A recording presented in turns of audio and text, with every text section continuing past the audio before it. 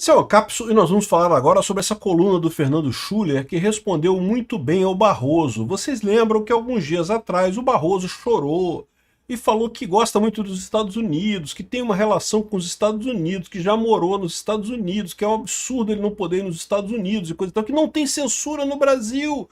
Não tem censura no Brasil. E eu falei, porra, para com isso, né, ô Barroso? Me mostra aí onde é que eu acesso o Terça Livre, porra. Que história é essa que não tem censura no Brasil? Enfim, aí o Fernando Schuller respondeu de forma muito didática, com 10 casos nos últimos anos de censura no Brasil e censuras incômodas, porque censuras totalmente ilegais. O caso do Terça Livre, ok, é uma censura. A minha visão é que é uma censura. Mas a explicação do Alexandre de Moraes é que é parte do golpe, porque estavam dando um golpe no Brasil e não sei o que lá e coisa e tal. É um absurdo, não tem lógica. Ninguém dá golpe com palavras. Ninguém fala coisas até chegar no golpe. Não existe. Golpe é arma, é gente armada, é tanque na rua. Agora, o que o Schuller traz aqui são 10 casos que não tem a ver com isso e, no entanto, são censuras claras. Essa notícia foi sugerida por Sujeito Indeterminado, o Maconheiro Libertário Cannabis é Vida e várias outras pessoas. Obrigado aí ao pessoal que sugeriu notícias lá no nosso site, no visãolibertaria.com, e obrigado a você que está assistindo o nosso vídeo. Se você gosta do nosso conteúdo, por favor, deixe o seu like e se inscreva aqui no canal, né? Pois bem, Fernando Schuller, não há censura no Brasil, Barroso? Ou seja, a resposta dele aqui é aquele vídeo do Barroso, a gente falou sobre isso aqui, eu mostrei o vídeo do Barroso chorando, que ai, que Estados Unidos e não sei o que lá, e que absurdo, porque não tem censura, que o processo do Bolsonaro é tudo limpinho, não tem nada de errado no processo do Bolsonaro. Ah, porra, para com isso. Você acha que a gente é o quê? Idiota. A impressão que eu tenho é isso, tá? O Barroso e outras pessoas do governo acham que o brasileiro médio é um idiota, é um cara com QI 83, mesmo um idiota completo. E não é. O brasileiro não é um idiota, o brasileiro está percebendo o que está acontecendo. Essas pessoas acham que o brasileiro é um idiota. E aí fazem esse tipo de declaração que é totalmente absurda. Eles sabem que estão errados nessa história, né? Mas enfim, a resposta do Fernando Schuller está aqui, ó. O Brasil não existe censura, diz o ministro Barroso. Essa semana, na abertura da sessão do STF, a declaração me surpreendeu. Tenho um apreço pelo ministro, de modo que dou a resposta popperiana. Popper, vocês sabem, Karl Popper é um filósofo alemão muito famoso, muito interessante, ele tem realmente ideias interessantes sobre justamente a situação de que é do Popper que vem a ideia da Open Society. O George Soros pegou essa ideia da Open Society, mas infelizmente ele não entendeu direito a coisa e saiu esquerdando absurdamente a ideia. A ideia da Open Society não é ruim. O ruim é a interpretação que o George Soros fez da Open Society, criou a fundação dele lá, o Open Society, né? Então ele fala aqui, ó, listo 10 casos de censura no Brasil dos últimos anos. Aqui, ó, o primeiro é o ato inaugural. Muita gente acha que os inquéritos surgiram para salvar a democracia, mas não, foi para censurar uma revista em 2019, que é o caso do... Vocês lembram? O amigo do meu pai, foi o primeiro caso. Foi aí, nesse momento, que a censura toda começou aqui no Brasil. Foi quando a Lava Jato chegou no STF, no amigo do meu pai, que todo mundo sabe que é o Toffoli, né? E que todo mundo sabe que é envolvido com o PT, era advogado do PT, era ligado ao PT. Todo mundo sabe que a Lava Jato ia achar coisa do Toffoli, é lógico que ia achar, todo mundo sabe que Brasília é uma confusão danada lá de corrupção para tudo quanto é lado. Então, evidentemente, queriam chegar nisso. E o objetivo do STF, a coisa toda começou quando viram que ia chegar no STF. Aí eles falaram, não, tem que fazer alguma coisa. Temos que fazer alguma coisa. Foi isso que começou a coisa. O pessoal diz, né, depois eles falam que não, porque foi os manifestantes bolsonaristas ameaçando Alexandre de Moraes. Balela. Isso foi desculpa, isso foi argumento que eles caçaram depois, porque ficava chato dizer, estamos censurando, porque está chegando na gente. Não pode chegar na gente, pois senão a gente se ferra. A gente vai parar na cadeia? Não pode, temos que dar um jeito de parar essa parada. E o mais importante dessa história é que você pode dizer que não, que é uma teoria. Não, não é teoria, não, a gente sabe. Pelo fluxo do tempo dá para saber exatamente o que aconteceu. E lá fora já tem várias colunas, inclusive no Washington Post, falando sobre exatamente isso, a censura no Brasil, o inquérito das fake news, a perseguição contra Bolsonaro, tudo isso começou exatamente quando a Lava Jato chegou no Supremo, chegou no STF, e ia pegar o pessoal, ia pegar o Gilmar Mendes. O Gilmar Mendes mandou abortar uma investigação sobre a FGV. A FGV, Faculdade Getúlio Vargas, tem amplas ligações com o próprio Gilmar Mendes, né? Imagina o que não iria sair dessa história toda, né? Depois veio o caso do PCO, um tweet que quase ninguém leu, um ataque ao STF, quem sabe em nome da justiça soviética. E o minúsculo Partido Comunista foi apagado. O PCO é o Partido da Causa Operária, é um partido esquerdista.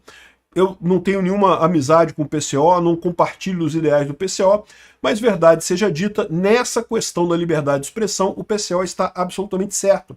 E foi justamente por isso, foi perseguido pelo STF, né? O terceiro é o professor Marco Sintra, um tweet elegante sobre o resultado de algumas urnas. Nenhum ódio, apenas o direito de questionar alguma coisa na internet. Marco Sintra é um professor que questionou a questão das urnas eletrônicas. E eu sempre deixei claro aqui, eu não vi nada de errado na eleição de 2022 em termos de urna eletrônica, mas as pessoas têm o direito de questionar. É lógico que tem. Veja, um processo eleitoral, o principal objetivo do processo eleitoral, as pessoas acham que o principal objetivo de uma eleição é eleger o presidente, ou eleger o senador, ou eleger sei lá quem que seja. Não! O principal objetivo de uma eleição é a pacificação social. É você conseguir achar um grupo de pessoas para comandar o país sem que isso revolte a população absurdamente. E como é que se faz isso? Exatamente, o mecanismo que tem é você ter a votação, né? Porque você, por mais que você tenha o seu candidato tenha sido preterido, a pessoa que ganhou a eleição seja uma pessoa que você não gosta, mas foi a votação, você vê que teve um mecanismo ali, todo mundo votou e coisa e tal. O objetivo é isso, é a pacificação. Como que você tem pacificação se as pessoas são punidas por meramente perguntar, e aí, peraí, o que aconteceu aqui? O que é esse negócio aqui?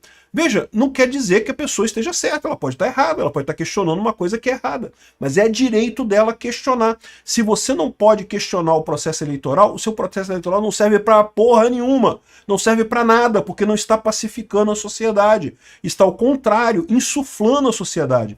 O Alexandre de Moraes acha que ele deu a resposta para o pessoal que questiona a eleição no Brasil. Porque sempre teve questionamento de urna no Brasil, né? Sempre teve críticas à urna no Brasil. O Alexandre de Moraes acha que não. Agora eu respondi. Quem questionar a urna agora vai pra cadeia. É cadê golpe? E ao contrário, ele destruiu o processo eleitoral no Brasil. Porque nunca mais o pessoal vai confiar no processo eleitoral brasileiro. Não porque tinha evidência de urna, porque se...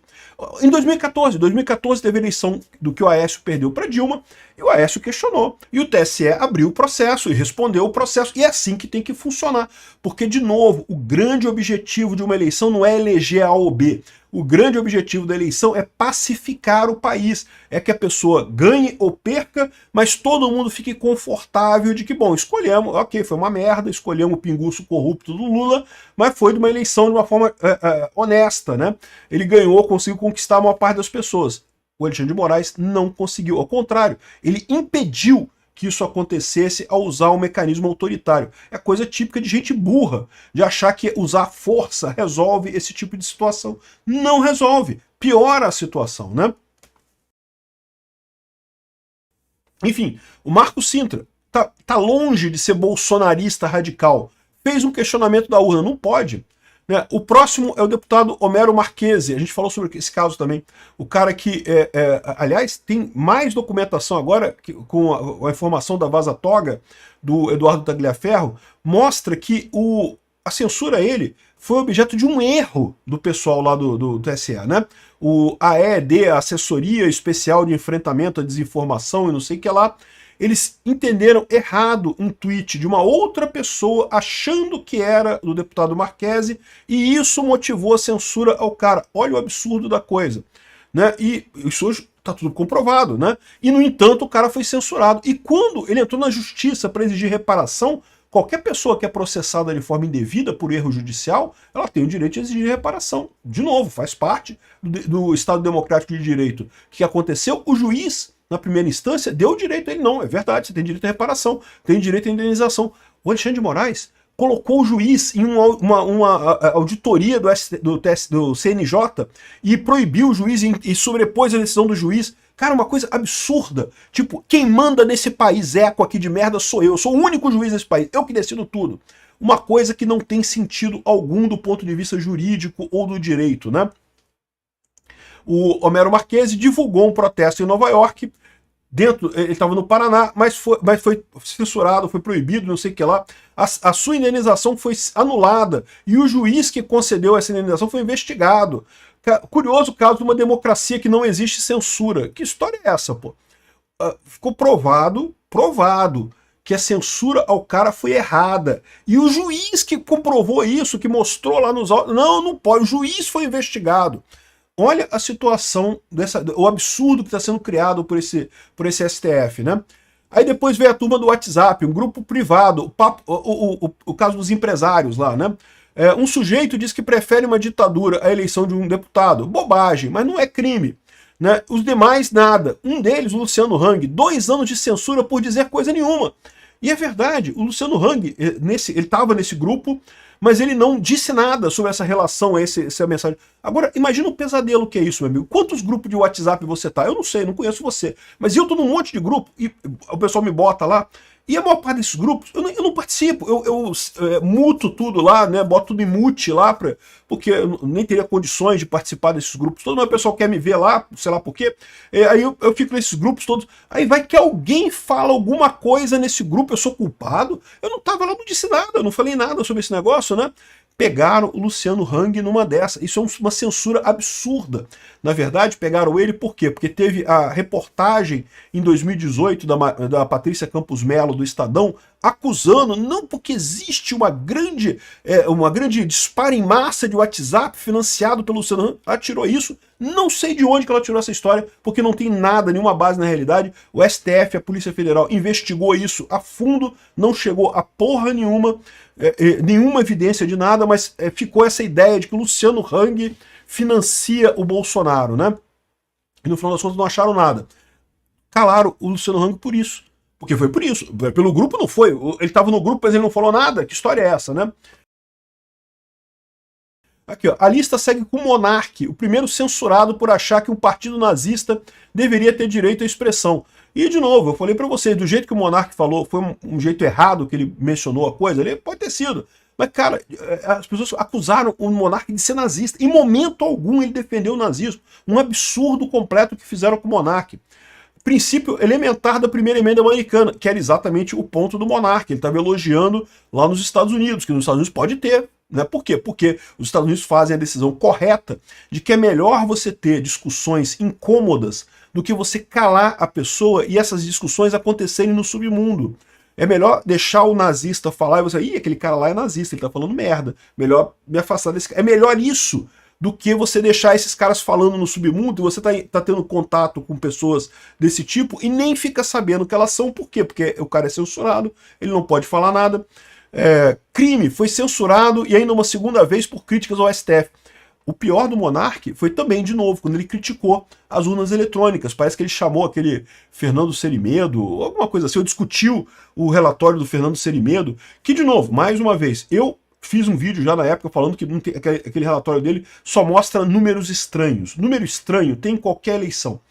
Aliás, qualquer grande quantidade de números estatisticamente gerados tem números estranhos no meio. Ele não provou absolutamente nada de nada com aquele negócio que teve fraude. Não vi nenhuma fraude. Se você quiser ver o meu vídeo em que eu explico os vários questionamentos que o pessoal fez, é lá no meu canal Safe Source, que é meu canal de segurança da informação. Eu fiz um vídeo de 2 horas, falando sobre cada tema daquele ali, explicando por que não é fraude. Mas, de novo, o pessoal tem o direito de questionar. É importante que as pessoas tenham o direito de questionar, porque eleição não é um mecanismo para parir candidato ganhador. Eleição é um mecanismo de pacificação social. Enfim, depois censuraram um documentário sobre o atentado ao Bolsonaro.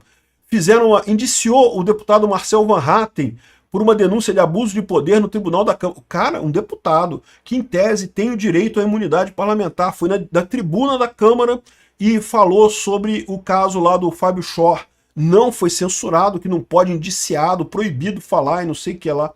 Enfim, é realmente impressionante o que ele coloca aqui. Porque repara, que momento algum aqui ele falou de bolsonaristas de Alan dos Santos, de Oswaldo Eustáquio, de Terça Livre, que também são casos de censura óbvios, né? Mas na cabeça desse pessoal do STF, não, porque esse cara, o pessoal tá fazendo golpe, não sei o que lá. Mas pô, que porra de golpe que o Marco Sintra tava fazendo? Que o Marco Sintra é o cara mais centrão do mundo, é o cara PSDB da vida, pô. Não, aonde que esse cara tá fazendo golpe? O Monark, cara, disseram que o Monark tava fazendo golpe. Que história é essa? O Alexandre de Moraes tem que ser muito burro, cara, para achar que calar as pessoas que estão criticando a urna eletrônica vai ajudar a urna eletrônica. Não, essa é decisão porca, é decisão burra, porque mostra justamente que você está com medo de que questione, né? É a única conclusão que se tira disso. Obrigado por assistir o vídeo até o final. Além de curtir, compartilhar e se inscrever no canal, considere se tornar patrocinador com valores a partir de R$ 1,99. Clique no botão Seja Membro abaixo para saber as condições e vantagens de patrocinar o canal. Mais informações sobre o nosso projeto, visite nossos sites indicados na tela.